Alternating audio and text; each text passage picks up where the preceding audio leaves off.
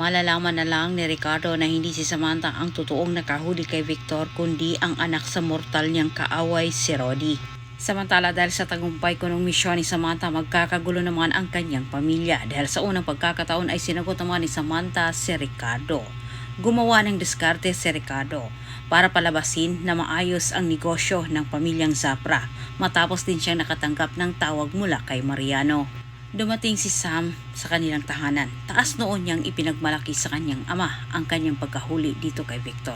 Ngunit iba ang kanyang narinig lumalabas sa bibig ni Ricardo na ito'y hindi inasahan na humantong naman sa matinding sagutan at sinagot ni Samantha ang kanyang ama ng pabalang. Iginiit kasi ni Ricardo na ang nasabing pamilya ay hindi mga iligal ang kanilang negosyo kundi ito ay legal. Subalit gumantay naman sa pagsagot itong si Samantha at iginiit din niya sa kanyang ama na hindi umano mali ang kanilang pagkahuli dito kay Victor dahil malinaw umano ang kanilang ebidensya.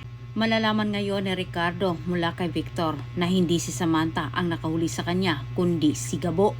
Samantalang hindi naman nagustuhan sa kapatid ni Samantha si Max ang sagutan ni Sam at ni Ricardo na tilang ito ay nagbabatya sa pagkasira ng kanilang relasyong magkapatid. Ang gustong mangyari sa kapatid ni Samantha ay sundin umano ang utos ni Ricardo at iginiit naman ni Sam na wala umano siyang dapat gawing pagbabago sa kanyang misyon dahil tama ang kanilang ginagawa. Bagay na ikinagalit naman ito ng kanyang kapatid at sa puntong ito ay hindi naman maiwasan ito na isumbat kay Samantha ang pagkakamali niya nang dahil sa pagkawala sa kanilang kapatid. Samantala sa kabilang banda, oras na ang kalaban ni Gabo para mailigtas niya ang kanyang ama. Kahit batid na ni Gabo na siya ay ginagamit lamang sa grupong Anino ay muli naman itong nagpasya na hanapin umano itong si Mr. Chan.